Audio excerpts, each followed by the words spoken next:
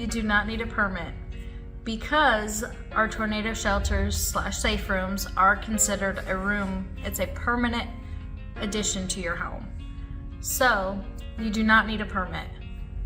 But what you also can do is make sure that you run your drills for in case there's an intruder or a tornado, and also call your local EMS to register your storm shelter safe room with the county.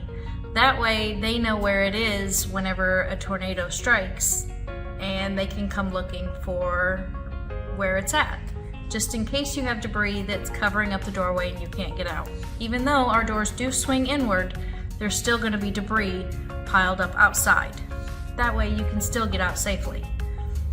It's also a good idea to let your homeowners' insurance companies know that you have a shelter, because they may give you a discount, and that's saving money. So that's always a good thing. And it also adds value to your home.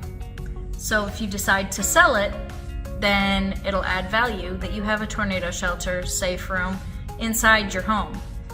And one of the other great things about ours is that if you move, depending on the distance you're moving to, obviously if you're moving from Tennessee to Nevada, that's a little bit different, but we can move it for you.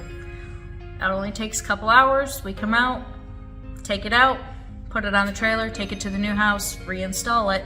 You get kind of attached to them sometimes, so you can take it with you when you go.